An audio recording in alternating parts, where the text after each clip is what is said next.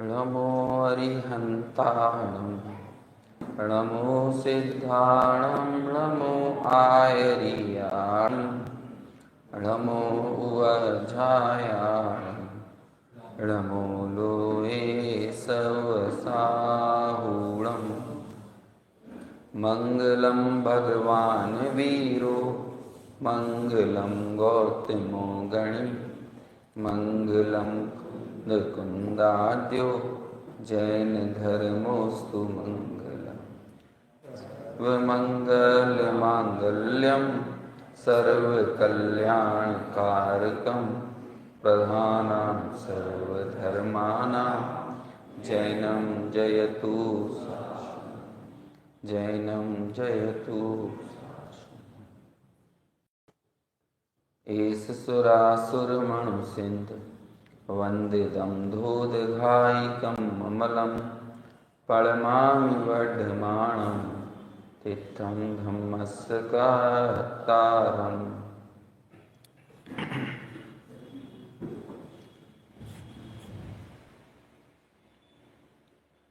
प्रवचन सार ग्रंथादिराज चरणानुयोग सूचक चूलिका के अंतर्गत गाथा 232 को आधार बनाकर आगम के अभ्यास की महत्ता के ऊपर जो आचार्य कुंद देव ने प्रकाश डाला है उस पर अपन चर्चा कर रहे हैं।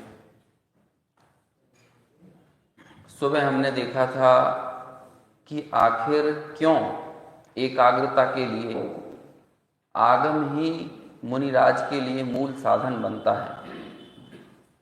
तो उन्होंने कहा कि इस दुनिया में आपको आगम के अलावा कहीं से भी किसी भी प्रकार पदार्थों का निश्चय नहीं हो सकता, सकल पदार्थ का निश्चय नहीं हो सकता है। क्यों नहीं हो सकता?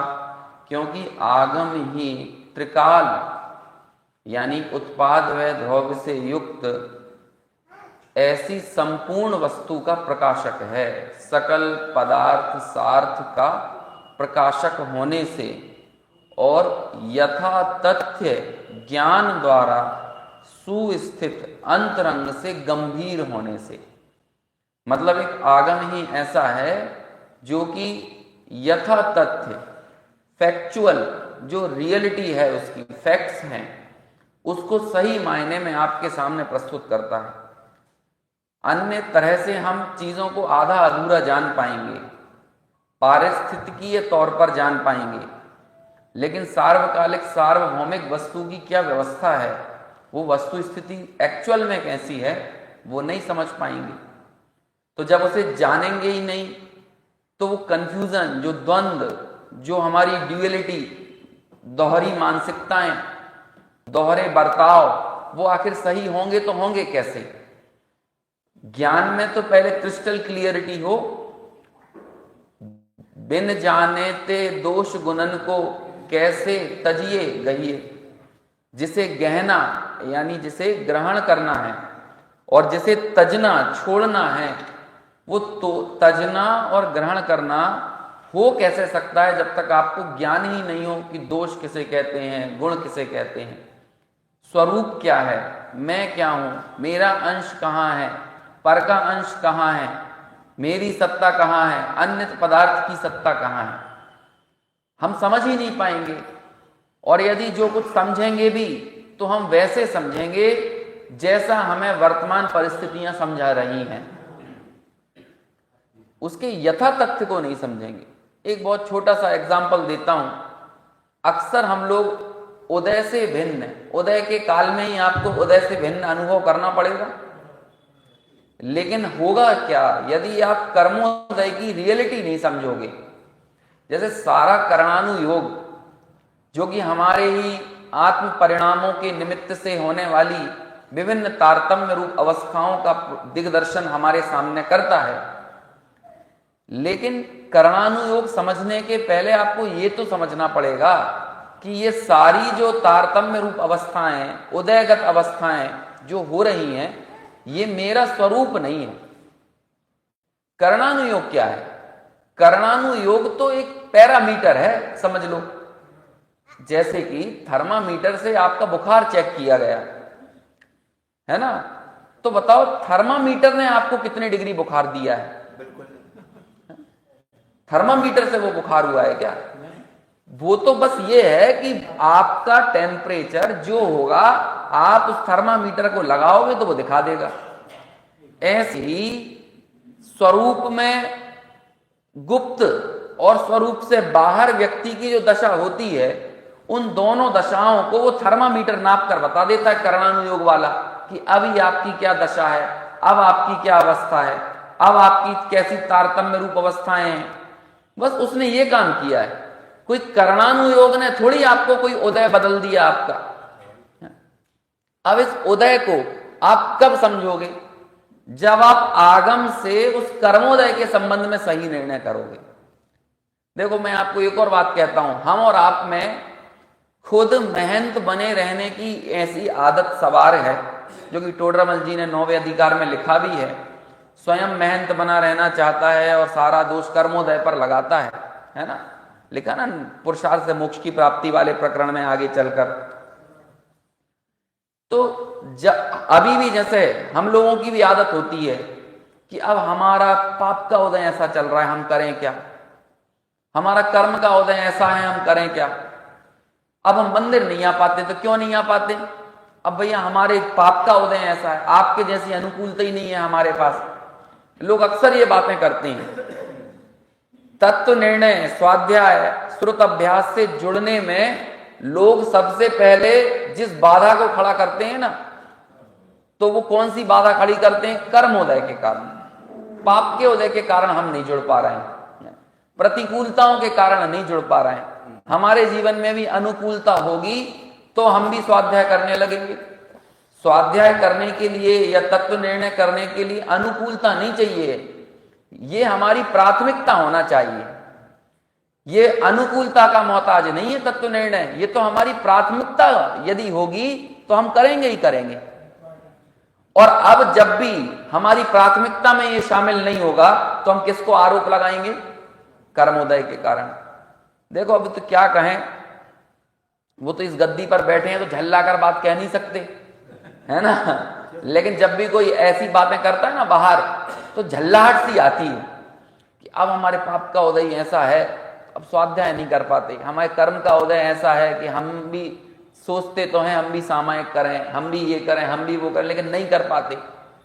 तो अब झल्लाहट में कहने का मन ऐसा होता है कि सुनो भाई, पूर्व का बांधा हुआ कर्म वर्तमान की भूल के बगैर तुम्हारा कुछ नहीं बिगाड़ सकता।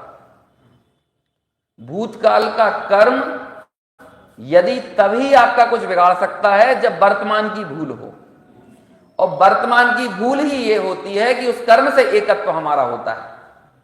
उस कर्म में हम इतने बह जाते हैं कि हमें हमारा त्रिकाली स्वभाव, जो यहां पर कह रहे हैं ना, सकल, यहां पर लिखा त्रिकाल, 3 लक्षण जिसके प्रवर्तते हैं, ऐसे सकल पदार्थ को यथा तथ्य ज्ञान कराने वाला है। इसका मतलब आपको पर का और स्व का दोनों का ही यथा तथ्य रूप से ज्ञान नहीं है। तभी आप वर्तमान के कर्म के उदय को दोष देकर तत्व निर्णय से पीछा छुड़ाना चाह रहे हो, और अपनी क्या कहें, अपनी प्रमाद वृत्ति को, अपनी गलती को, अपनी मूल भूल को तो स्वीकार नहीं कर रहे, और वहां पर सारा दोष किसके नाम पर दिया? कर्म के उदय के कारण ऐसा हो रहा है। तो ये टोडरमल जी ने वहां पर इंगित किया कि खुद महंत बना रहना चाहता है, अन्य विषय भोग आदि में प्रवर्तित समय बाधाएं आती हैं ना, तब भी उन बाधाओं से निपटकर अपने कार्य को पूरा सिद्ध करना चाहता है। लेकिन यहां पर जरा सी बाधा आ जाए, जैसे मान के चलो अभी पानी गिर जाए, तो सबसे पहले हम क्या छोड़ेंगे? मेहमान आ जाए घर में, क्या छोड़ोगे? मुझे तो एक दो बार मेरे साथ घर में ऐसा हुआ, जैसे रात के समय हमारा स्वाध्याय का समय है ना, अब उसी समय आप मान के चलो 8:30 से 9:30 स्वाध्याय में बैठ रहे हो, और उसी समय आपके कोई मेहमान रिश्तेदार आ जाएं, तो अब 1-2 बार ऐसा हुआ कि हम नहीं गए बैठने उनके साथ, है ना, तो हमारे घर में ही, है ना, हमारी मिसेज कहने लगी अब वो इतनी दूर से आए और आप बैठे ही नहीं उनके साथ। तो फिर मैंने उनसे कहा देखो अपन एक बार फलानी जगह पे गए थे, तब वहां उनका बेटा जो था ना, वो नीचे उतर के नहीं आया था। और मालूम क्यों नहीं आया था? हमने उसे बड़े क्या कहें श्रद्धा के साथ स्वीकार किया उस व्यक्ति का नीचे नहीं उतरना। क्यों? क्योंकि उसकी मां ने बोला कि वो ऊपर अभी कंपनी का वर्क फ्रॉम होम कर रहा है वो अभी बहुत अर्जेंट कॉल पर है। मतलब आप अपने व्यवसाय के, कंपनी के अर्जेंट कॉल पर हो तो वो नीचे वाले व्यक्ति की भी इतनी अंडरस्टैंडिंग होती है, हाँ हमसे ज्यादा जरूरी वो अर्जेंट कॉल है। और सामने वाला भी गौरवान्वित महसूस करता है कि मुझे तुमसे मिलना भी ज्यादा जरूरी नहीं है, ये मेरा जो कंपनी का काम है ना, ये ज्यादा जरूरी है। वो मैंने कहा जैसा वो गौरवान्वित महसूस कर रहा है ना, ऐसे ही मैं भी इस 1 घंटे में इस काम को करते हुए मैं गौरवान्वित महसूस कर रहा हूं, और सामने वाले जो मेहमान आए ना, उनसे ज्यादा जरूरी इस काम को मान रहा हूं। ये है जरूरी। आप यदि इस चीज में हल्कापन लेकर आओगे, आप इसे छोड़ दोगे, तो ऐसी आधी अधूरी श्रद्धा से, आधे अधूरे समर्पण से प्राप्त करना चाहते हैं पूरा पदार्थ, होना चाहते हैं पूर्ण रूपे निर्विकल्प। हम देखो, हम सब लोगों ने सम्यक दृष्टि को अपना आदर्श बनाया, तो मालूम कौन से सम्यक दृष्टि को? घर में रहने वाले। जबकि सम्यक दृष्टि की गृहस्थ अवस्था आदरणीय नहीं है, सम्यक दृष्टि की दृष्टि आदरणीय है। समझ में आया? सम्यक दृष्टि घर में है तो घर में रहना उसका आदरणीय नहीं है, लेकिन घर में रहने के काल में उसकी दृष्टि आदरणीय है। असंयम आदरणीय नहीं है, लेकिन उस असंयम अविरति अवस्था में जो उसकी दृष्टि है वो आदरणीय है। और हमारे बीच में वो दृष्टि तो नहीं दिखती, वो असंयम दिख जाता है, वो ग्रस्त अवस्था दिख जाती है, वो पत्नी दिख जाती है, वो बच्चे दिख जाते हैं। और हम चाहते हैं कि ऐसे ही पत्नी बच्चों के साथ हमें भी पूरी निर्विकल्पता प्रकट हो जाए, जबकि मन में भाव नहीं है, मन में कचोट नहीं रहे वो संयोग, वो वैभव, वो कचोटता नहीं है, वो तो बड़ा उपासनीय लगता है, आदरणीय लगता है। अभी देखो, आपसे प्रश्न करते हैं, अभी जैसे मैं अभी आ रहा था ना अपने दुर्गानगर चौराहे पे से, भोपाल पे से होते, तो आज वहां मार्केट लगा हुआ है, तो दोनों साइड वो है क्या कहते हैं, सब्जी की दुकानें हैं। और हिंदुस्तानी आदमी तो अपना आंगन समझता है सड़कों को, है ना तो वो स्वच्छंद होकर लोग विचरते हैं। अब आप ये बताओ कि आप किस रोड पर गाड़ी चलाना पसंद करोगे? जहां पर बहुत भीड़ भाड़ हो, या एकदम जो खाली एकदम हाईवे है ना, एकदम शानदार रोड हो जहां पर कोई ज्यादा भीड़ भाड़ ना हो, चिकल्लस ना हो, गड्ढे ना हो? कौन से रोड पर गाड़ी चलाना पसंद करोगे? हाँ, बनवे हो, एकदम साफ सुथरा रोड हो। देखो भाई, ऐसी सब लोग उसी पे चलना चाहेंगे ना, राजमार्ग पर ही तो सब चलना चाहेंगे। कोई ऐसे भीड़ भाड़ वाले कंजस्टेड रोड पर तो चलना नहीं चाहोगे। आप भी घर से निकलते हो तो चेक करके निकलते हो कि कंजस्टेड रोड है, ज्यादा ट्रैफिक व्रैफिक तो नहीं है, सही साट रोड है कि नहीं, उधर ही तो चलोगे। सम्यक दृष्टि भी यही चाहता है, लेकिन क्या करें, कई बार समस्या ये हो जाती है कि वो जिस रोड पर गाड़ी चला रहा है ना, वो रोड कंजस्टेड है। लेकिन कमाल की बात, सम्यक दृष्टि गाड़ी चलाने में इतना स्किल्ड है, इतना स्किलफुल है कि वो उस भीड़ भाड़ के बीच में भी बिना खरोंच के एकदम शांति के साथ गाड़ी को आगे निकाल के ले आता है। अब मुझे एक बात बताओ, आपको वो गाड़ी चलाने की स्किल चाहिए है कि कंजस्टेड रोड चाहिए? क्या चाहिए? आदरणीय क्या है? वो स्किल आदरणीय है कि वो कंजस्टेड रोड आदरणीय है? तो ये गृहस्थी की, परिवार की, 6 खंड की विभूति की, ये कंजस्टेड रोड पे भी वो अनासक्ति के भाव के साथ आगे बढ़ रहा है। तो वो आदरणीय क्या है? वो 96,000 रानियां आदरणीय है, वो 6 खंड की संपदा आदरणीय है, कि 96,000 रानियों के बीच में जो अखंड पर दृष्टि है वो आदरणीय है? समझ में आया? स्किल आदरणीय है, और वो स्किल मिलती है दृष्टि से, वो स्किल मिलती है एकाग्रता से, वो स्किल मिलती है पदार्थों के निश्चय से। और वो पदार्थों का निश्चय आपको तब होगा जब आप उसकी सकलता को, उसकी त्रिकाल लक्षण को, उसके उत्पाद व द्रव्यत्व को सर्व प्रकार से जब जानते हो, आप उसे तात्कालिक नजरिए से नहीं देख रहे, आप उसको सार्वकालिक तौर पर देख रहे हो। सम्यक दृष्टि उदय की त्रिकालता को देखता है, ये मान के चलता है कि ये जो उदय है ना जीवन में, ये मेरा स्वरूप नहीं है, ये जो संयोग है ये मेरा स्वरूप नहीं है। अब जब वो स्वरूप नहीं है तो ऐसे जो मेरा स्वरूप नहीं है उसमें किसमें दुखी हुआ जाए और किसमें सुखी हुआ जाए, किसमें प्रसन्न हो और किसमें अप्रसन्न हो, बताओ। ये नजरिया है, ये सम्यक दृष्टि की दृष्टि है। 116 नंबर की गाथा है इसी प्रवचन सार ग्रंथ में। वहां ये कहते हैं, बहुत सुंदर बात कही वहां पे, कि ये जो मिथ्या दृष्टि अज्ञानी की जो वृत्ति है ना, उसकी जो क्रियाएं हैं, उसका जो मोह राग द्वेष भाव है, वो सब सफल है। कैसा है? मोह राग द्वेष भाव कैसा है? सफल है।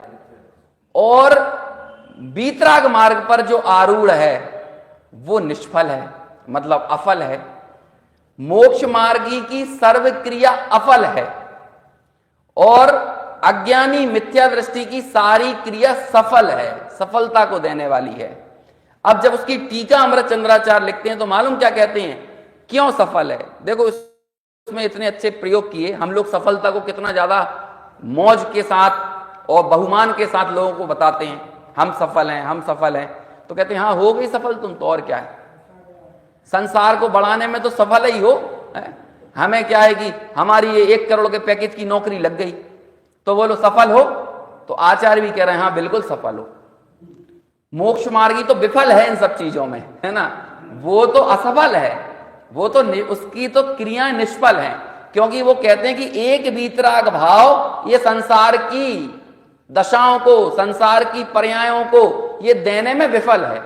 आपकी ये नर नारकादि असमान जाति पर्याय दिख रही है ना, ये किसका फल है? ये उस मोह राग द्वेष भाव का फल है। तो इसकी टीका में आचार्य लिखते हैं क्योंकि ये अज्ञानी का ये मोह राग द्वेष जो जन्मा है, ये जो उसका वैभाविक भाव है, ये वैभाविक परिणाम है, ये पैदा हुआ है तो क्यों हुआ है?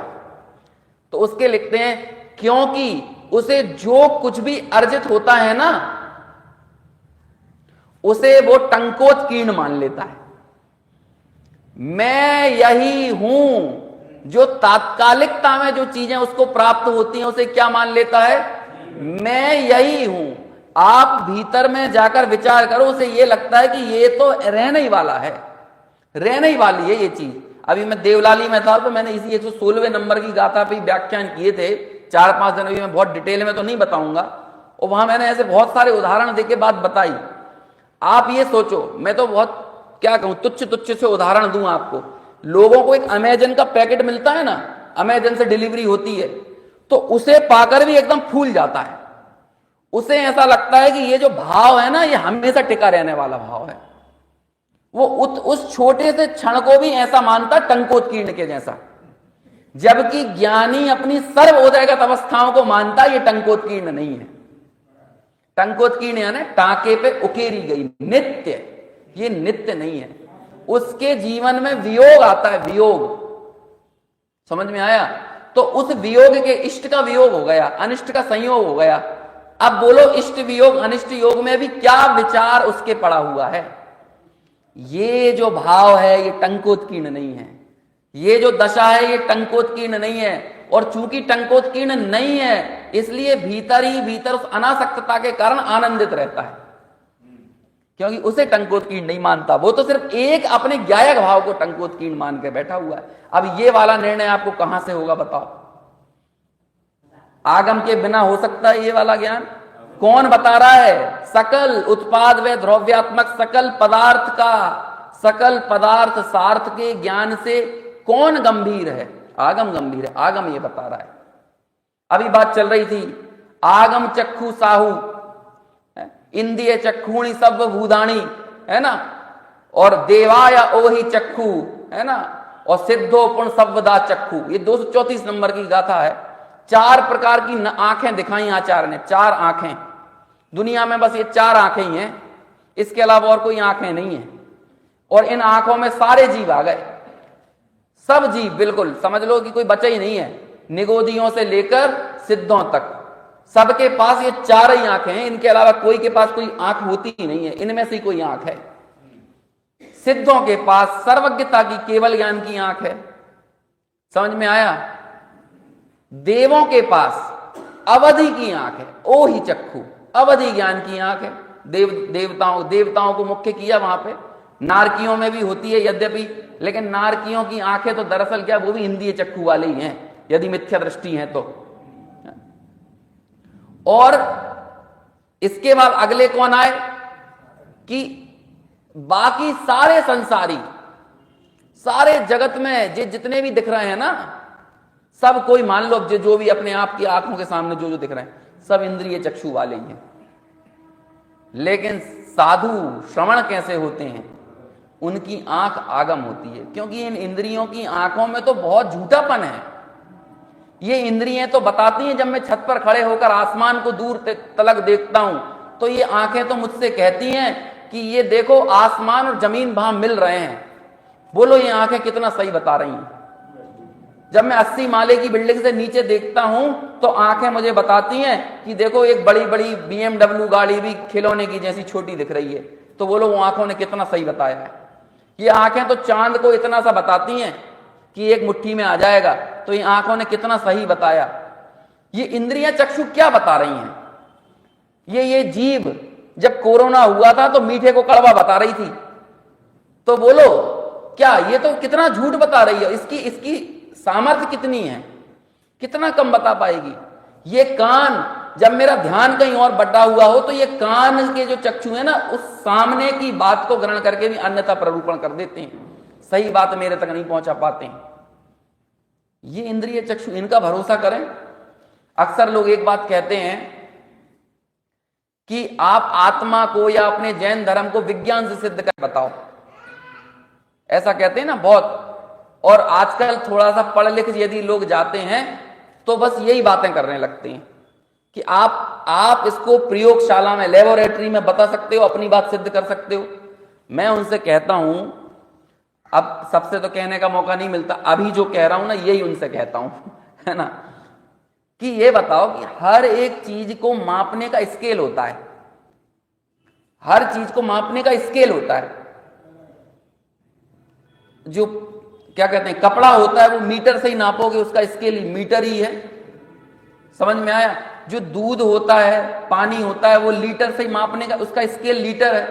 अब मैं आपसे ये पूछूं कि बताओ दूध कितने मीटर है? अब आप कहोगे भैया दूध मीटर में नहीं मिलेगा, दूध मीटर में नहीं मापा जा सकता। नहीं, तुम माप के बताओ दूध कितने मीटर है, बताओ माप के बताओ दूध कितने मीटर है। हर चीज का एक तरीका है ना, मेजरमेंट का स्केल होता है। हर चीज को आप उसी स्केल पर ही आपको नापना पड़ेगा, है ना। आप ये बोलो भोपाल कितने किलो है, बताओ विदिशा से भोपाल कितने किलो है?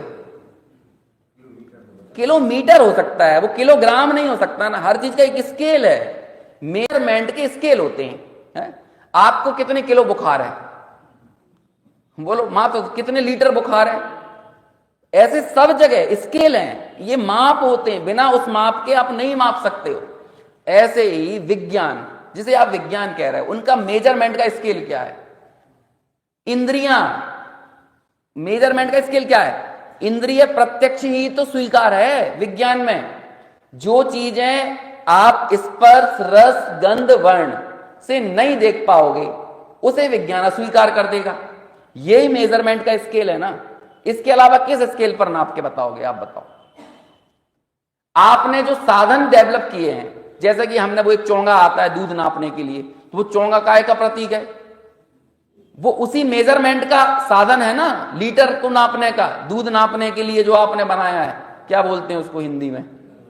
हाँ, जो भी कहते हैं आप जानते हो।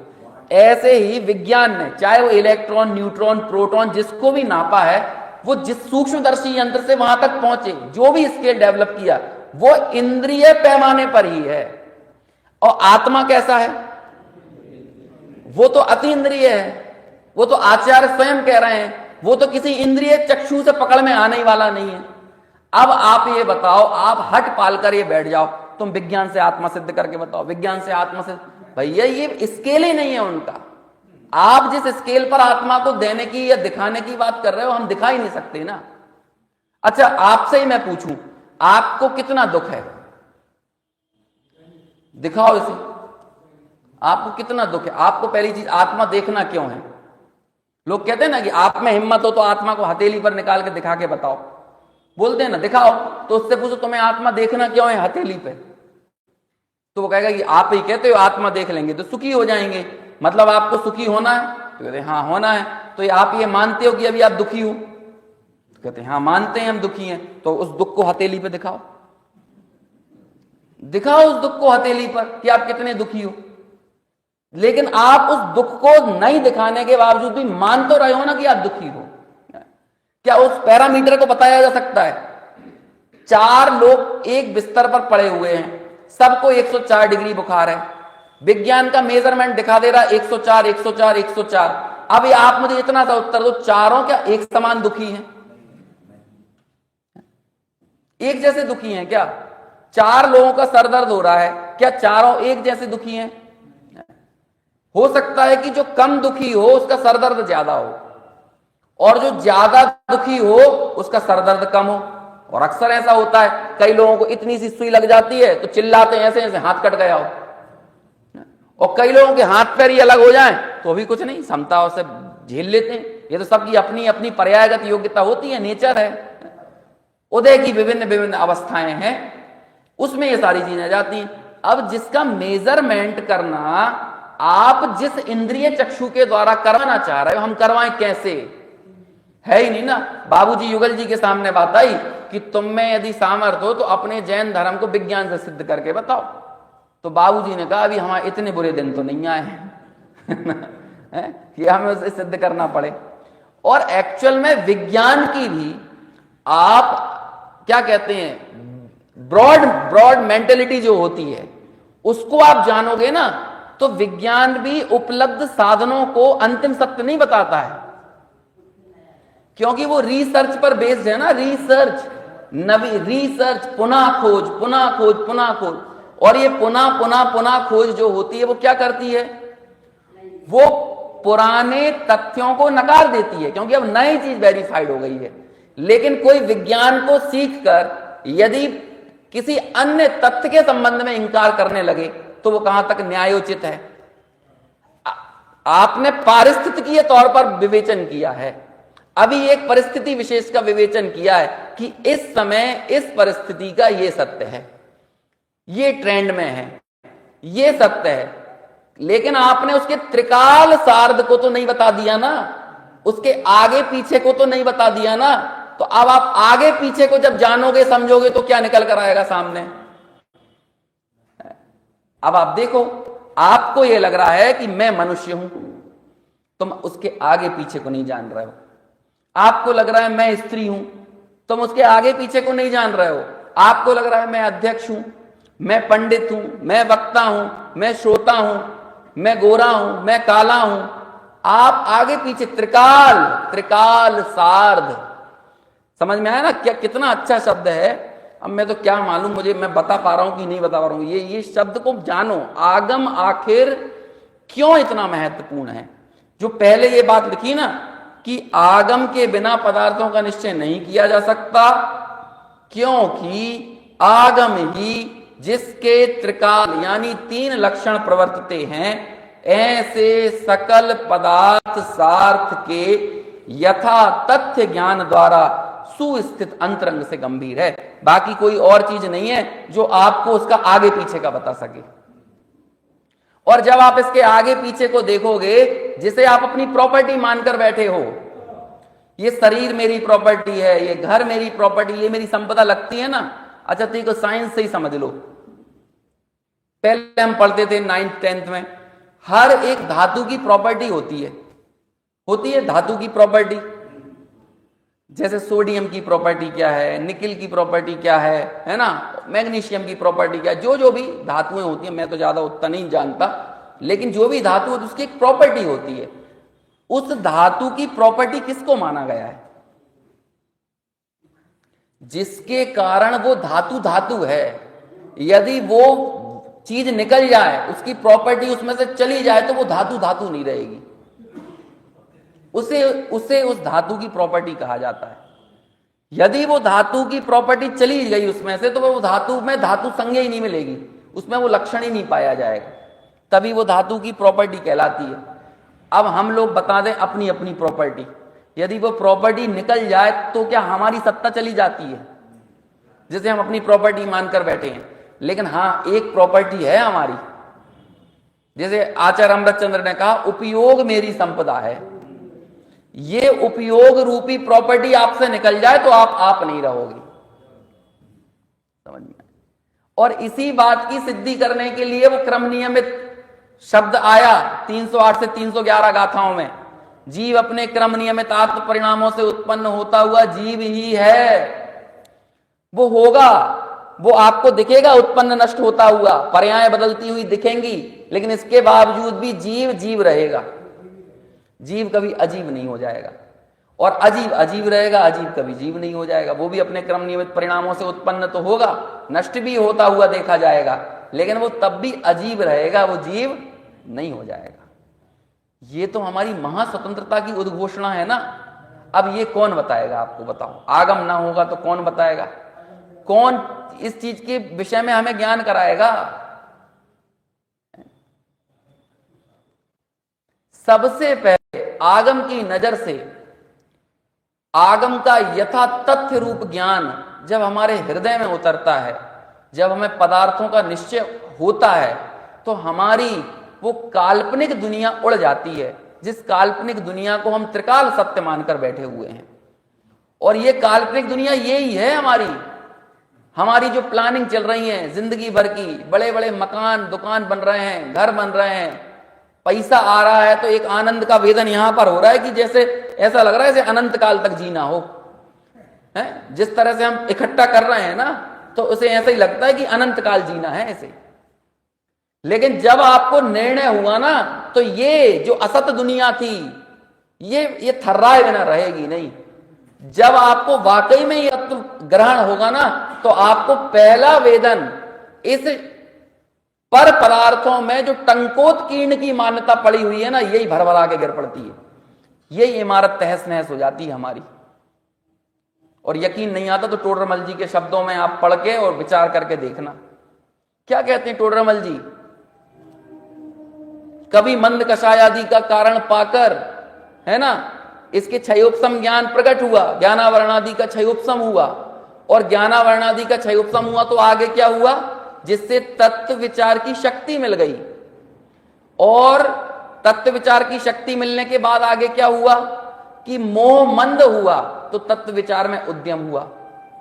और साथ में और क्या हो गया कि बाह्य निमित्त सच्चे देवगुरु शास्त्र का मिला, और उनसे सच्चे उपदेश का लाभ मिला ना। क्या मिल गया? सच्चे उपदेश का लाभ। ये आगम। अब आगम मिल गया ना विचार करने के लिए। यदि वो नहीं मिला होता, यदि वो उपदेश आपको नहीं मिला होता, तो क्या करते? आपके मन में उत्कंठा पैदा तो होती कि मैं दुखी क्यों हूं, मैं दुखी क्यों हूं, लेकिन आप बिना सर्वज्ञ के अवलंबन के निष्कर्ष तक नहीं पहुंच पाते, सही समाधान तक नहीं पहुंच पाते। आगम को हमें कदर इसलिए नहीं आ रही है क्योंकि हमको मिल गया बचपन से, बस समझ लो।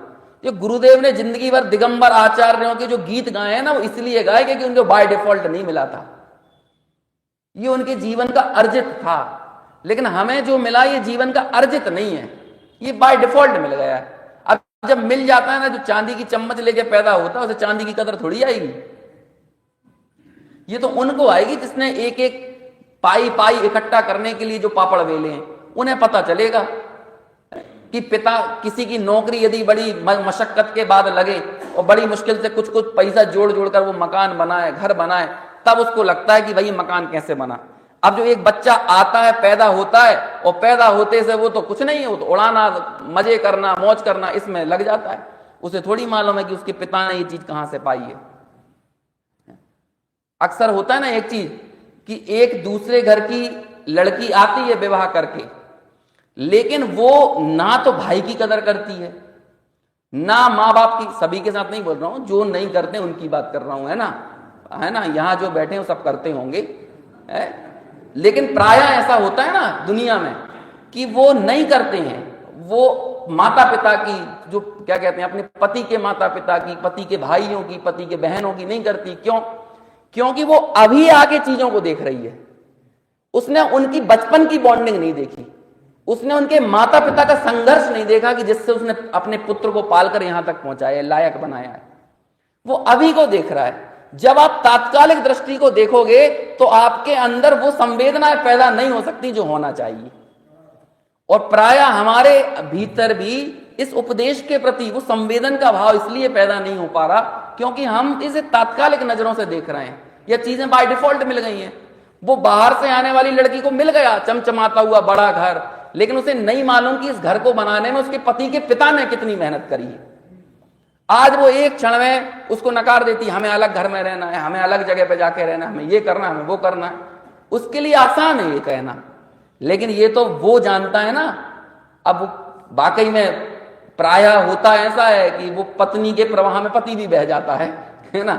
लेकिन यदि वो गहराई से चीजों को समझता हो और वो यदि स्ट्रांग हो तो वो चीजों को संभाल कर रखेगा, वो नहीं बिखरने देगा।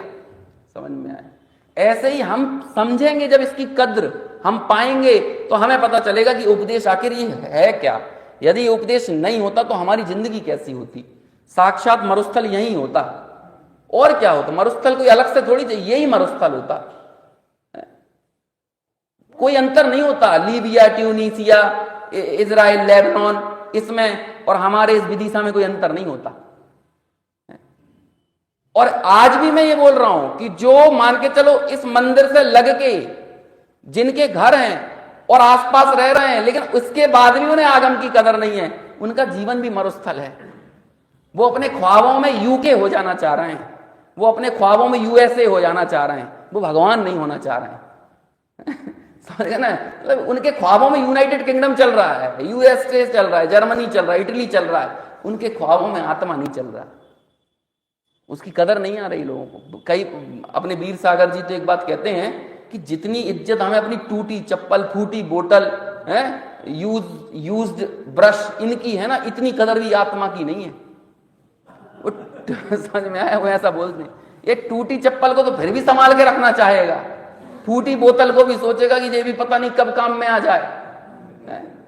वो झाड़ू टूट जाए ना, वो ब्रश, अब वो भी सोचेगा ये नाले डालने के काम में आएगा। वो भी, उनकी भी इज्जत कर लेगा ये, लेकिन आत्मा की उतनी भी कदर नहीं है, वैल्यू ही नहीं है। अब आप ये सोचो, ये आगम यदि हमें यथा तथ्य रूप ज्ञान नहीं कराता तो कैसे काम चलता? वहां टोडरमल जी कहते हैं कि ऐसे उसे परंपरा से चीजें मिल गई, यहां तक आना आसान नहीं था। इस पूरी यात्रा को यदि पंच परावर्तन की चर्चा में पढ़ लोगे ना तो आपके रोंगटे खड़े हो जाएंगे।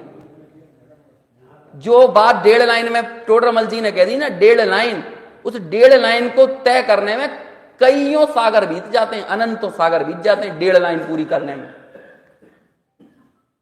कभी मंद कषाय का कारण पाकर ज्ञानावरणादि कर्मों का क्षय उपशम हुआ और उससे तत्व विचार की शक्ति हुई। बस इतनी सी लाइन, जो आधा पौन लाइन है ना, ये तत्व विचार की शक्ति, मतलब संगी पंचेंद्रिय पना मिल जाना, ये ऐसे ही नहीं मिलता है। अरसा बीत जाता है, क्या कहें, सदियां और शताब्दियां तो छोटी होती हैं, कई कई परावर्तन बीत जाते हैं, लेकिन ये स्थिति नहीं मिल पाती है। और जब मिलती है, और हम तो कहां पहुंच गए, आगे बढ़कर तत्व विचार की शक्ति हुई, पश्चात मोह मंद हुआ, और उससे भी आगे बढ़कर कहां आ गए, तत्व विचार में उद्यम भी हुआ, तभी यहां पर 9:30 बजे तक बैठे हैं। कर रहे हैं ना, कोशिश कर तो रहे हैं, इतना जान तो रहे हैं कि हाँ यही करने वाला कुछ काम है।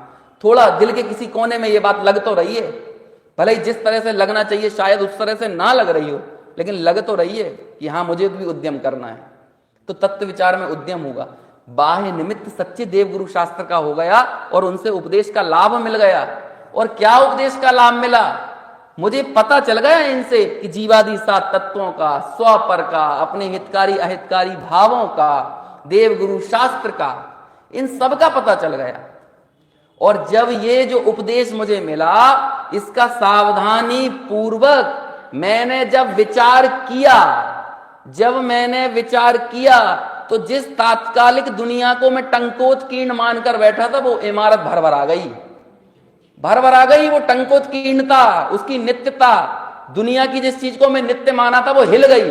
कैसे हिल गई? कि जैसे ही उसने सावधानी से विचार किया, तो विचार करते से उसने क्या विचार किया? अहो, मुझे तो इन बातों की खबर ही नहीं थी, मैं तो भ्रम से भूलकर प्राप्त पर्याय में ही तन्मय था। किंतु इस पर्याय की स्थिति तो थोड़े काल की है, हो गई ना, थोड़े काल की है। मतलब क्या हुआ? इन संयोगों की टंकोत्कीर्णता की हवा निकल गई। मैं जो ये मान के बैठा था, मेरा ये बच्चा टंकोत्कीर्ण, मेरी ये पत्नी टंकोत्कीर्ण, मेरा ये शरीर टंकोत्कीर्ण, मेरा ये गोरापन टंकोत्कीर्ण, मेरा ये मोटापन, पतलापन, लंबापन, मेरी ये दुकान, मेरा ये मकान, सब तो टंकोत्कीर्ण लग रहा है हमको। जो टंकोत्कीर्ण लगना चाहिए उसे छोड़कर सब टंकोत्कीर्ण लग रहा है। बताइए, अब निकली हवा उसकी। ये सबसे पहले काम होता है, उपदेश का लाभ मिल गया। ये कब हुआ? ज्ञान नहीं कराएगा। जीवन लगा दोगे आप सही ढंग से एक चीज के भी मास्टर नहीं हो पाओगे। पूरा जीवन लगा दो। मेरे भैया हैं, वो न्यूरो सर्जन हैं, बहुत 34, 35, 36 साल तक पढ़ते रहे। आज भी मैं उनसे अपने बच्चे के बारे में दवा पूछता हूं, तो वो बोलते हैं यार वो उससे ही कंसल्ट कर लो, पीडियाट्रिशियन से, है ना, उससे ही कर लो। मैं कहा यार आपने 36 साल पढ़ाई की है, थोड़ा तो आप बता ही सकते हो। अब लेकिन भैया, जो व्यक्ति उस चीज में जानता है ना, वो अब अनावश्यक धुप्पल नहीं मारेगा, है ना। ये धुप्पल मारने वाले राह चलते डॉक्टर मिल जाएंगे, है ना, लेकिन जो उस बात में निष्णांत है वो नहीं मारेगा। वो तो ये कह देगा जो इसका एक्सपर्ट है उससे जानो। अब आप सोचो 35, 36 साल तक आप यदि न्यूरो के मास्टर बने हो, तो आप कार्डियो के नहीं बन पाओगे। तब तक वो बीमारी नहीं थी, ये तो आगे चल के आ गई, तब वो उस बीमारी में इलिटरेट है। ये जीवन लगाने के बाद भी ये होता है। आप सीए कर लो, आप ज्योग्राफी में बहुत जानकार बन जाओ, लेकिन आप पता नहीं कर सकते हो कि इसके बारे में सब कुछ क्या है, क्योंकि सारी शिक्षाएं आपको तात्कालिक अनुभवों के आधार पर, तात्कालिक ज्ञान के आधार पर, तात्कालिक परिस्थितियों के आधार पर आपकी समझ पैदा करती हैं। लेकिन एक आगम है जो सकल पदार्थ सार्थ। अब सकल पदार्थ सार में क्या बताएगा? वो क्या बता देगा आगम? अरे आगम भले सकल पदार्थ को बता रहा है, लेकिन सकल पदार्थ को बताने का उद्देश्य उसका इतना है कि इन सकल पदार्थों में मैं कहां हूं, मेरी सत्ता कहां पर है, इस ज्ञान और ज्ञेय के बीच में मैं क्या हूं, मेरा स्वरूप क्या है। ये राग की जो अटखेलियां चल रही हैं, इस राग की अटखेलियों में मैं कहां हूं। यदि मैं हूं तो उसे जानो, और जहां मैं नहीं हूं वहां से अपना एकत्व खत्म करो। इस चीज को समझाता है, इससे पदार्थों का निश्चय हो जाता है। और ये ज्ञान कराने वाला कौन है? आगम है। नहीं तो बस ऐसे ही पर्याय में एकत्व पड़ा रहेगा, पर्याय की नित्यता में ही हम डुलते रहेंगे, हमें पता नहीं चलेगा। महाभारत में एक प्रसंग आता है कि यक्ष जो है ना, यक्ष एक पात्र है, वो युधिष्ठिर से प्रश्न करता है। आजकल बोल दिया ना, जो कोई अच्छा प्रश्न करता है तो उसको बोलते हैं ये बड़ा यक्ष प्रश्न है।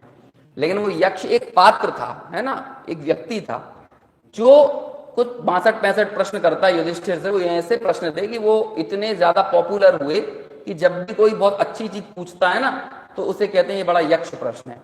तो उनमें से एक यक्ष ने प्रश्न किया युधिष्ठिर से कि दुनिया का आश्चर्य क्या है। ये एक प्रश्न किया, तो मालूम उसने क्या उत्तर दिया? युधिष्ठिर ने क्या उत्तर दिया? उन्होंने कहा देखो भाई, जो लोग हमें पहले नजर आते थे वो अब नहीं दिख रहे हैं, और जो अब नजर आ रहे हैं हमें ये भी मालूम है कि ये भी कुछ समय बाद नहीं दिखेंगे। लेकिन इसके बावजूद भी ये जो इंसान है ना, हर एक इंसान, हर व्यक्ति इस भ्रम से ग्रसित है कि मैं तो था, मैं हूं और मैं रहूंगा। ये अपनी पर्याय से मान रहा है, स्वभाव से नहीं मान रहा है।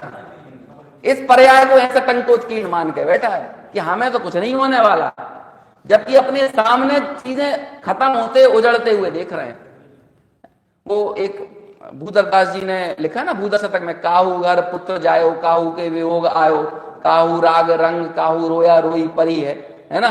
तो आज तो मैं अभी भोपाल गया तो मैंने अपने घर के सामने देखा, एक तरफ बिल्कुल अपने घर के सामने पड़ोसी के यहाँ आज शाम को एक जगह बारात निकलना है और बगल में दूसरे स्थान पे बिल्कुल घर लग के दूसरे घर में क्या हुआ है कि आज सुबह एक वियोग हो गया। अब दोनों, अब वो क्या कर रहे हैं कि बाजे भी नहीं बजा पा रहे, तो वो बाजे नहीं बजा पा रहे तो इस चक्कर में बातें सुनी उनकी, वो बाहर खड़े जिनके घर में शादी थी उनकी ऐसी बातें सुनी, अरे आज ही के दिन होना था ये सब है। मतलब उन्हें मरने से कोई दिक्कत नहीं है सामने वाले की, वो दिक्कत ये कि आज उनके घर में बाजे नहीं बज पा रहे हैं, वो थोड़ा सा शिष्टाचार का पालन करते हुए नहीं बजा रहे हैं आज, लेकिन उन्हें इससे कोई फर्क नहीं पड़ रहा। मतलब अपने सामने लोगों को जाते हुए भी व्यक्ति उसमें इतना मगन है, उसे है है कि जब हम हमारी दुकान के सामने से अर्थियां निकलते हुए देखते हैं तब भी हमें ये लगता है कि जल्दी से अर्थी निकले और ग्राहक अंदर आए तो इसे बोलना है युधिष्ठिर, ये यक्ष प्रश्न है कि आश्चर्य की बात है कि ऐसे प्रसंगों में भी इसकी संवेदना जागृत नहीं होती। 86वीं गाथा की टीका में लिखा है आचार्य ने यही स्वाध्याय वाली, स्वाध्याय से होता क्या है, क्या होता है स्वाध्याय से, तो उन्होंने लिखा 83वीं गाथा में अति रूढ़ दृढ़तर संस्कार की बात करी, तो 86वीं गाथा में फिर एक बार संस्कार शब्द आया, क्योंकि अति रूढ़ दृढ़तर संस्कार, जब विलेन इतना खतरनाक है तो हीरो भी तो वैसे ही लेके आना पड़ेगा आपको, इन संस्कारों के विरुद्ध भी वैसे ही संस्कार चाहिए ना जो इन अति रूढ़ दृढ़तर संस्कारों से लड़ सकें। वो संस्कार आपको कहां से मिलेंगे, तो आचार्य ने लिखा सर्वज्ञ कथित अबाधित साधु प्रमाण में क्रीड़ा करने से पैदा हुई संचेतन शक्ति के कारण, जो संचेतन शक्ति यानी संवेदन शक्ति, संवेदना जो आपके अंदर पैदा होगी ना, उस संवेदन शक्ति के बल पर प्राप्त संस्कारों से आप भाव श्रुत के अवलंबन, वो द्रव्य श्रुत के अवलंबन से भाव श्रुत ज्ञान तक जाओगे और उस भाव श्रुत ज्ञान से इस दर्शन मोह का क्षय करोगे, ऐसे क्षय होगा। और वो संवेदन संपदा है, संवेदन शक्ति है आपकी, लेकिन वो संवेदना हमें ताकत नहीं लगती, वो शक्ति नहीं लगती हमारे, संवेदना नहीं है।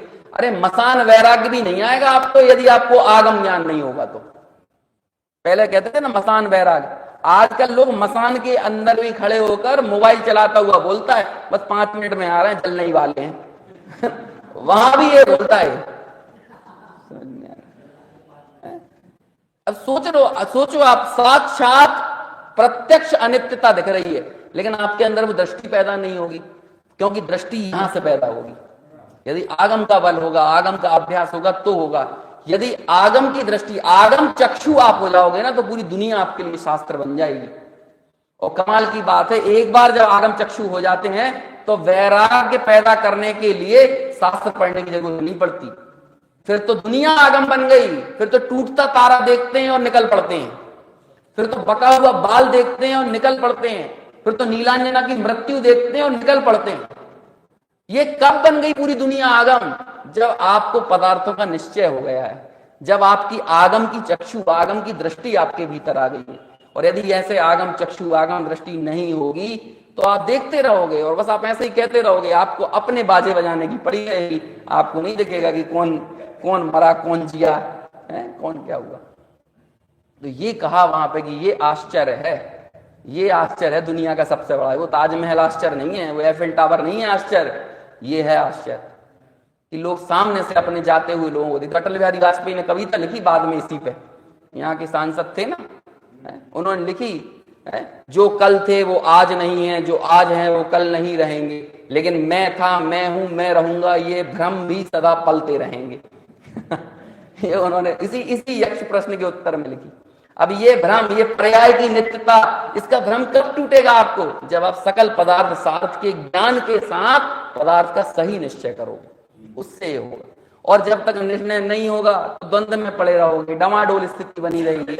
और ऐसी डमाडोल चंचल स्थिति में आपका मन 3 तरह से डोलेगा।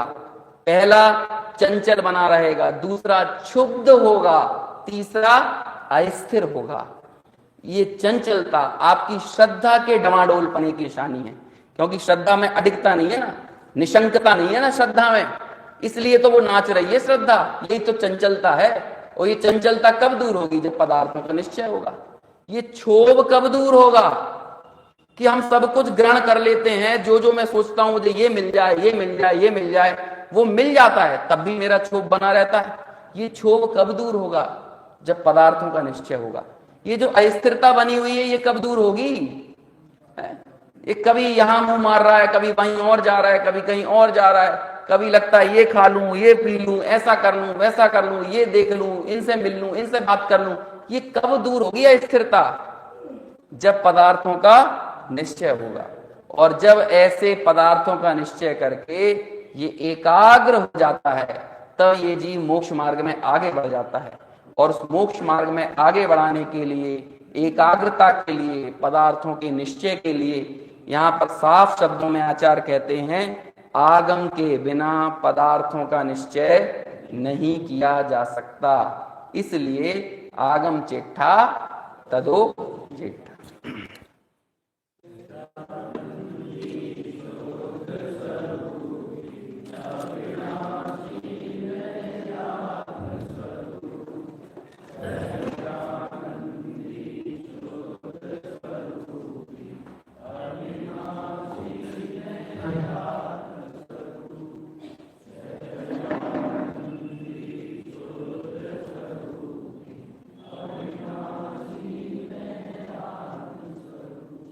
घोर अज्ञान है, नित्य आत्मा को जानते नहीं है और अनित्य को नित्य बनाना चाहते हैं।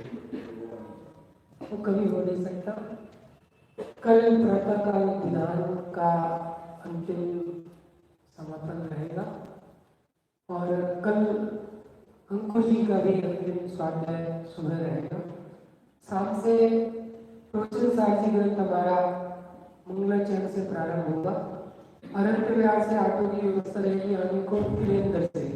तो जो भी माता है घर में बुजुर्ग आना चाहे तो ठीक 8:10 पर वहां से ऑटो रवाना होगा और ठीक 8:30 से स्वाध्याय यहाँ पर प्रारंभ होगा। तो सभी लोग स्वाध्याय से जुड़े और अनादिकाल से जो तत्व ज्ञान नहीं किया, अपने उत्पाद में द्रवयुक्त स्वरूप को लिया, क्योंकि ये मनुष्य पर्याय है तो मेरा उत्पाद में द्रव कुछ नहीं है। शरीर तो मेरे द्रवगुण पर्याय में है ही नहीं। अपना क्या स्वरूप है द्रवगुण पर्याय वाला उत्पाद में द्रव, उसमें भी फिर आगम प्रमाण, ध्यान प्रमाण, तो बराबर इसका निर्णय करके अनादि अज्ञान और दुख को मिटाए। तीसरा श्लोक है इसका मंगलाचरण का, बहुत सुंदर है। अमृत राजा ने लिखा, ये तीनों क्यों लिखी जा रही है? तो उन्होंने लिखा कि तत्व ज्ञान के पिपासु, ये शब्द ऐसा है, तत्व ज्ञान के पिपासु। तीसरा श्लोक, तत्व ज्ञान के पिपासु जीवों के लिए। वो और सुंदर शब्द है उसके मंगलाचरण के।